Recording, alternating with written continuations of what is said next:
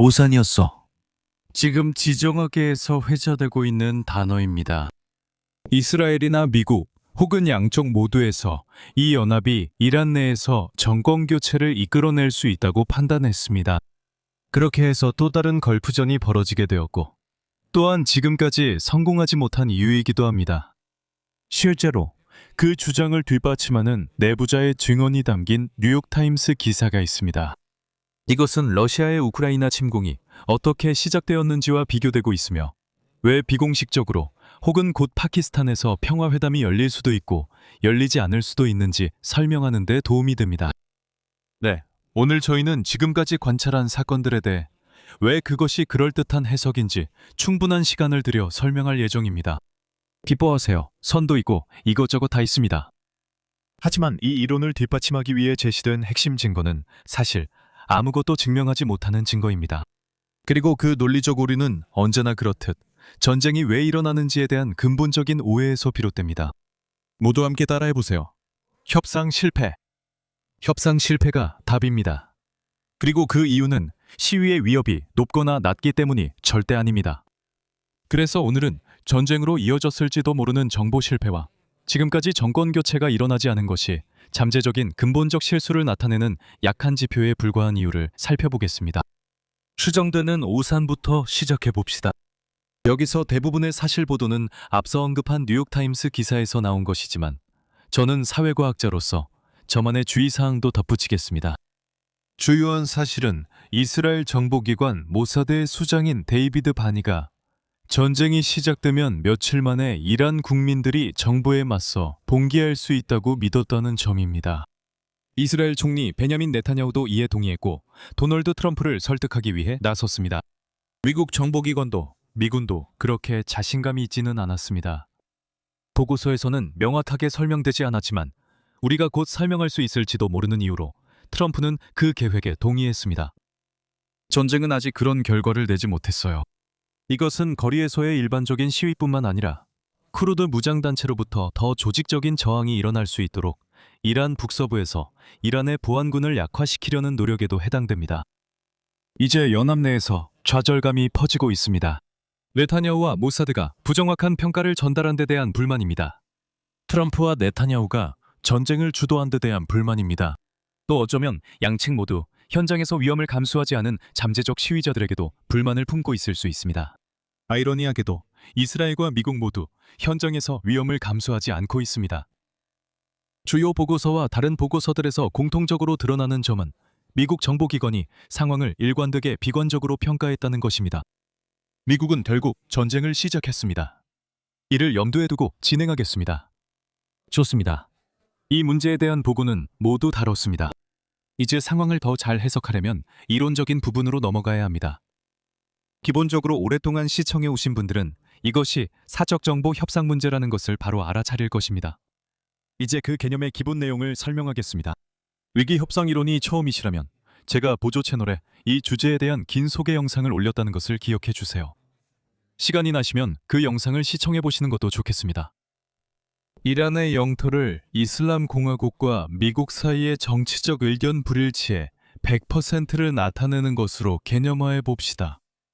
이것이 우크라이나처럼 진정한 영토 전쟁은 아니지만 중심 문제를 시각화하는 데 도움이 될 것입니다. 동쪽 끝에 가까운 분할선은 미국이 선호하는 정책에 더 가까운 결과를 뜻하고, 서쪽 끝에 가까운 분할선은 이란이 선호하는 정책에 더 가까운 결과를 뜻합니다. 원칙적으로 전쟁의 예상 결과는 전투 중에 일어날 수 있는 모든 일을 종합하고 그 기간 동안 일어날 수 있는 모든 우발적인 사건들을 평균화한 것입니다. 특히 이 예상 결과에는 시위대가 이란 정부에 맞서 봉기할 가능성도 포함되어 있습니다. 이런 일이 그럴 가능성이 더 클수록 우리는 예상 결과를 더 오른쪽으로 이동시킵니다. 왜냐하면 현 정부가 더 이상 이 세상에 존재하지 않는다면 자신들이 선호하는 정책을 시행하기가 어려울 것이기 때문입니다. 마찬가지로 정부가 시위자들을 아무 문제 없이 억압할 수 있다면 예상 결과는 더 왼쪽으로 이동하게 됩니다. 하지만 전쟁은 목숨을 잃는 것과 경제적 자원이 낭비된다는 점에서 모두 비용이 많이 듭니다. 이러한 물리적 손실을 이란이 논쟁 중인 정책을 얼마나 중요하게 생각하는지에 따라 다중치를 두면 기대 결과선과 이 초록색 선 사이의 공간이 이란의 전쟁 비용을 나타냅니다. 초록색 선의 오른쪽에 있는 모든 것이 이란이 전쟁을 통해 비용을 제외하고 얻을 것으로 기대하는 부분임을 알 수 있습니다. 미국에 대해서도 반대편에서 같은 방식으로 할 수 있습니다. 미국의 전쟁 비용은 반대 방향으로 예상 결과선과 파란색 선 사이에 해당합니다. 이제 파란색 선 왼쪽에 있는 모든 것은 미국이 그 비용으로 얻을 것으로 예상됩니다. 지금까지 우리가 추론한 내용을 종합해보면 파란색 선과 초록색 선 사이의 어떤 분할도 전쟁에 비해 양측 모두의 결과를 개선한다는 것을 알 수 있습니다. 이 모든 분할이 전쟁 결과와 비슷하지만 어느 쪽도 비용을 지불하지 않기 때문입니다. 이를 협상 범위라 부르는 이유는 양측이 그 안에서 협상할 수 있기 때문입니다. 이 논리는 시위가 전쟁을 일으킬 가능성에 대해 여러분이 듣게 될 여러 이야기 중 하나를 즉시 배제합니다. 뉴욕타임즈 기사에 따르면 백악관은 미국 정보기관의 평가를 무시하고 시위대가 미국의 목적을 도울 것이라고 믿었기 때문에 전쟁을 시작했습니다. 따라서 미국은 전쟁이 이익이 될 것이라고 계산했습니다. 그리고 획득의 규칙 67조가 말하듯 눈앞의 이익은 하나도 놓치지 마라. 그 주장에 대해 분명히 말씀드리겠습니다. 그 주장은 논리적인 일관성이 없고 전략적인 근거도 전혀 없습니다. 그 주장이 퍼지는 이유는 그럴듯해 보이기 때문입니다. 하지만 전제에서 결론으로 이어지는 과정을 논리적으로 생각해보면 모든 것이 무너집니다. 결과에 대해 비관적이면서도 전쟁을 시작할 수 있습니다. 기억하세요. 예상 결과선에는 시위대가 미국을 도울 가능성이 포함되어 있습니다. 따라서 시위 확률이 높을 때의 1차 결과는 그 선을 오른쪽으로 이동시키는 것입니다. 하지만 그것은 협상된 해결책이 그에 따라 미국에 유리해야 한다는 것일 뿐입니다. 그것이 전쟁이 일어난다는 의미는 아닙니다. 마찬가지로 시위 확률이 낮다는 것은 협상된 해결책이 이란에 유리해야 한다는 것일 뿐입니다. 따라서 누군가가 거절하느냐 마느냐는 제시된 제안에 달려있는 것이지 전쟁이 객관적으로 좋은 결과나 나쁜 결과를 가져올지에 대한 독립적인 계산이 아닙니다. 다시 말해, 시위가 전쟁을 의미한다는 주장이 간과하고 있는 것은 협상 입장이 전쟁에 대한 기대에 따라 달라진다는 점입니다. 양측의 입장은 모두 근본적인 힘의 균형이 무엇인지 반영해야 합니다. 너무나도 많은 주장들이 이 점을 무시해 스스로 위험을 자초하고 있고 저도 이 아이디어의 다른 적용 사례에 대해 글을 쓰려고 벽에 포스트잇 2장을 붙여놨습니다. 2026년 이 잠시라도 조용해진다면 말이죠. 그래도 오늘은 그 포스트잇 중 하나는 처리하고 있네요. 하지만 우리는 여전히 시위의 동기를 전쟁의 원인과 연결할 수 있습니다. 그 주장에 전제를 하나만 더하면 됩니다. 성공적인 시위 가능성은 시간이 지나면서 변해왔다는 설명이 있습니다. 이것은 매우 합리적인 가능성입니다. 하지만 최근 몇 주간 여러 번 다뤘으니 오늘은 반복하고 싶지 않습니다. 백악관 유출 내용과 일치하는 또 다른 설명은 미국의 기대와 이란의 기대 사이에 불일치가 있었다는 것입니다. 예를 들어 이란 정부가 전쟁 전날 자국 내 시위 상황을 더 잘 이해하고 있었을 것이라고 생각하는 것은 합리적입니다. 그들은 현장에 보안군을 배치하고 시민들의 생각을 계속 수집하고 있습니다.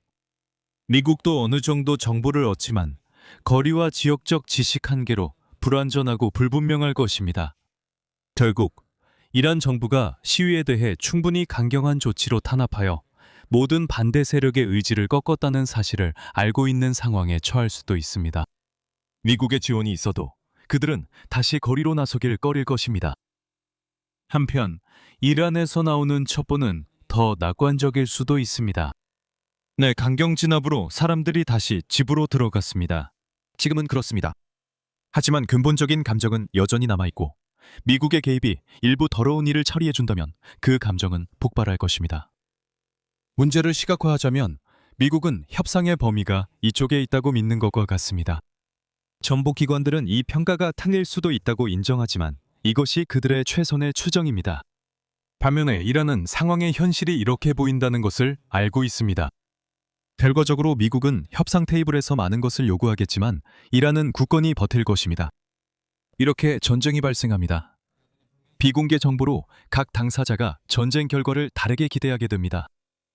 이제 정보기관들이 전쟁에 대한 기대에 대해 항상 지나치게 낙관적인 태도를 보인다고 비난하는 것은 쉽습니다.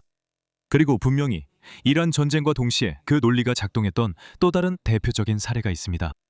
하지만 이는 오해를 불러일으킬 수 있는 결론입니다. 더 두드러진 사례에만 지나치게 집중하기 때문입니다.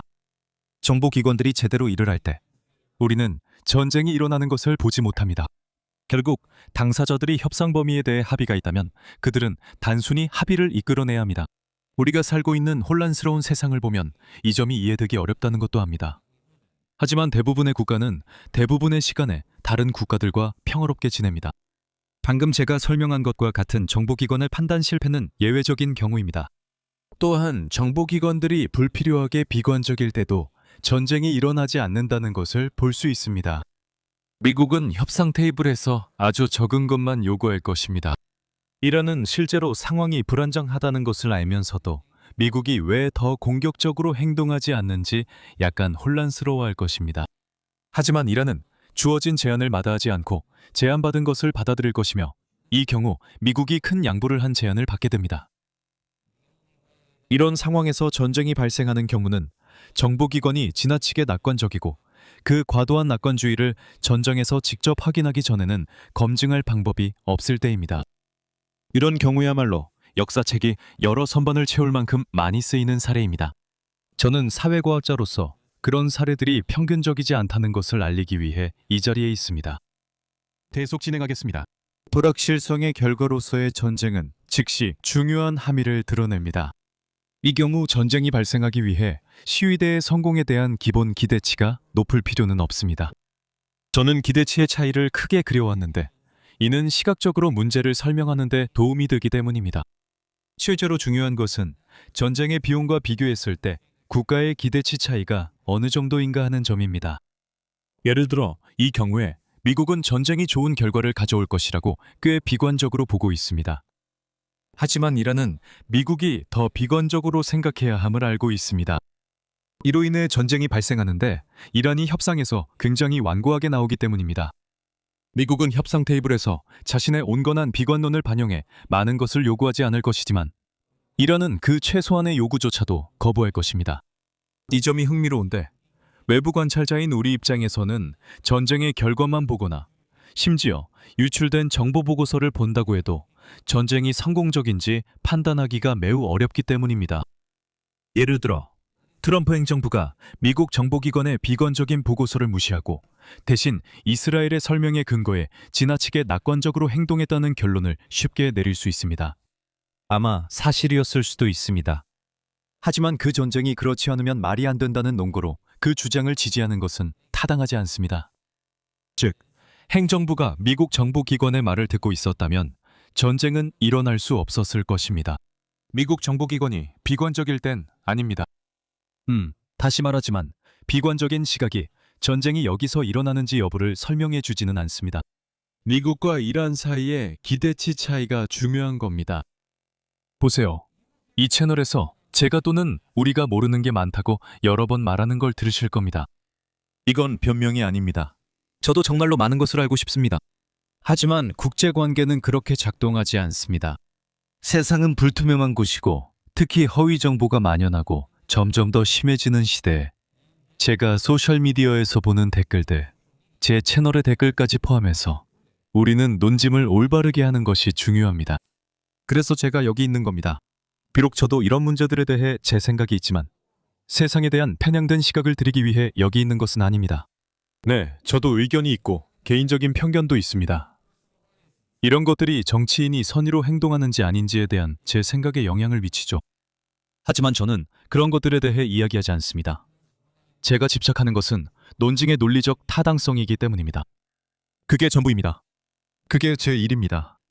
저는 우리가 정치적인 분위기에 대해 더 나은 대화를 나누길 원할 뿐이에요. 요즘 그게 정말 어렵거든요.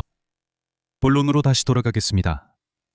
누가 정보 판단에서 실수를 하고 있는지 평가하는 것이 얼마나 어려운지 강조하기 위해 이란이 자신들의 승산을 지나치게 낙관적으로 보고 미국이 정확한 정보 평가를 하고 있는 대안적인 세상을 상상해 볼 수 있습니다. 정말이지 한 나라가 자신의 군사 능력을 오해한 것이 이번이 처음은 아닐 겁니다. 상황이 바뀌면 이번에는 이란이 협상 테이블에 나와서 지나치게 많은 것을 요구하게 됩니다. 미국이 거부하고 전쟁이 발발합니다. 하지만 여기서는 이란의 판단이 맞았든 미국의 판단이 맞았든 전쟁의 예상 결과는 객관적으로 좋지 않을 것입니다. 우리 같은 키보드 전사들이 전쟁이 좋은 선택이었는지 아닌지 판단하려면 협상 테이블에 올라온 것과 비교해봐야 합니다.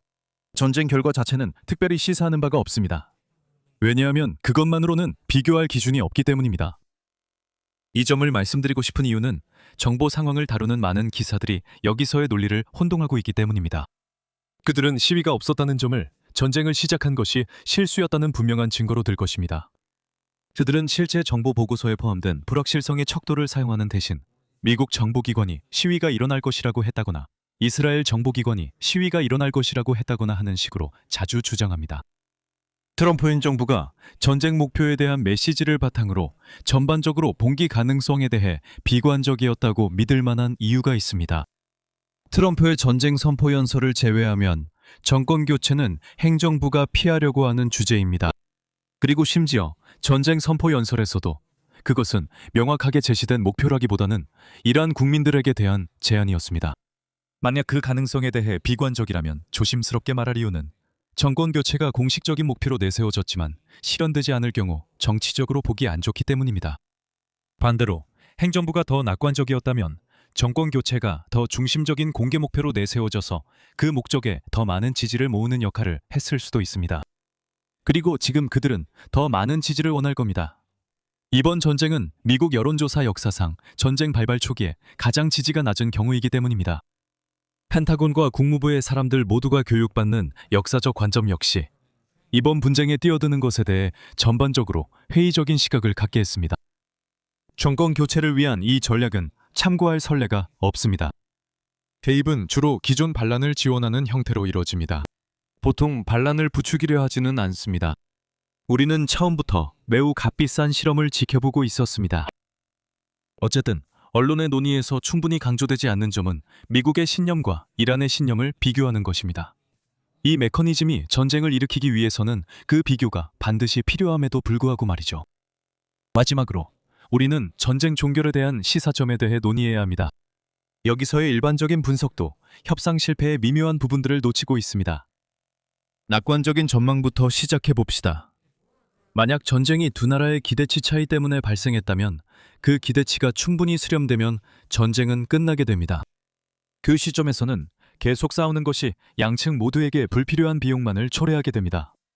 여기서 긍정적인 점은 미국이 시위운동이나 그 부재를 관찰할 수 있다는 것입니다. 그 후 정보를 갱신할 수 있습니다.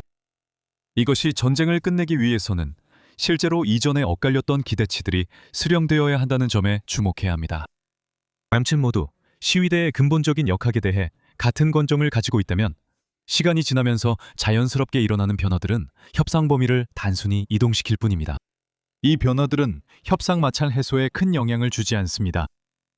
어제는 휴전 협상을 시도하는 데 있어서 어느 정도 진전이 있었던 것처럼 보였습니다. 분명히 말씀드리자면 저는 그곳에서 무슨 일이 일어나고 있는지 그리고 이 정보 공간에 어떤 내용이 정확한지에 대해 직접 아는 바가 없습니다. 양측이 서로 반대되는 말을 할 때 항상 재미있고 한쪽이 이미 했던 말과 반대되는 말을 할 때는 더 재미있습니다. 하지만 만약 전쟁이 미국의 지나친 낙관주의로 인해 시작되었다고 믿는다면 현지에서 시위운동이 부족한 것이 백악관이 외교적 해법을 모색하게 만드는 이유가 된다는 점이 이해가 될 것입니다. 정보기관들은 초기 평가가 잘못되었다고 믿기 시작했고 따라서 그에 맞게 요구 수준을 낮출 때가 되었다고 보고 있습니다. 하지만 관련 보도는 사적 정보 이론의 미묘한 부분을 충분히 다루지 못합니다. 만약 우리가 미국이 시위가 매일 일어날 가능성이 낮다고 믿는 세계에 살고 있지만 이란은 그 가능성이 훨씬 더 낮다고 생각한다면 지금까지 시위가 없었다는 사실만으로는 어느 쪽의 관점이 옳았는지에 대해 거의 알 수 없습니다. 그 생각을 좀 더 구체적으로 설명하자면 매일 지구상의 모든 생명을 멸망시킬 운석이 떨어질 확률이 0%인지 아니면 0.00001% 0.00001%의 확률인지 모른다고 상상해 보세요. 내일 아침 멀쩡히 일어나도 조금 더 낙관적으로 생각할 수 있겠지만 큰 차이는 없을 겁니다. 이란의 경우도 마찬가지 원리지만 조금 덜 극단적일 뿐입니다. 그래서 저는 시위운동이 시작될 가능성에 대한 미국 정보기관의 최신 평가와 관련된 뉴스를 더 자세히 살펴보고 있습니다. 정보기관은 단순히 시위가 없다는 것 이상의 점을 보고 있습니다. 또한 밑바탕에 있는 잠재력에 대한 정보도 수집하고 있습니다. 즉, 그들은 우리가 현실을 보기 전에 이미 이 사실을 알게 됩니다. 그리고 만약 그들이 더 비관적으로 변한다면, 아마도 이란의 초기 기대와 비슷하게 된다면, 네, 저는 전쟁이 머지않아 끝날 것이라고 믿습니다. 다시 말하지만 고지란 내일은 아닙니다. 이미 미군이 그곳에 주둔하고 있기 때문에 미국은 이란의 생산 능력을 계속 방해하기 위해 좀 더 오래 머무르고 싶어 할 것입니다. 하지만 그게 전부입니다. 그래서 우리는 무엇을 배웠을까요? 미국이 전쟁에 들어서면서 시위대에 대한 평가에서 지나치게 낙관적이었다는 일부 증거가 있습니다. 언론은 전쟁의 원인을 단순한 낙관주의로 혼동하지만 실제로는 당사자들 간의 기대치 차이가 원인입니다. 이 점이 언론의 정보평가, 보도 방식에 영향을 줄 수 있습니다. 하지만 과도한 낙관주의 이야기가 맞다면 전쟁은 곧 끝날 수도 있습니다. 한편 제 일은 그냥 계속되는 것 같습니다. 연속 25째 날도 끝났습니다. 26일째를 기다리면서 위기 협상 이론에 대한 전체 소개를 원하신다면 이 영상을 확인해 보시는 건 어떨까요? 오늘 영상을 재미있게 보셨다면 좋아요, 공유, 구독 부탁드리고 다음에 또 뵙겠습니다. 건강하세요.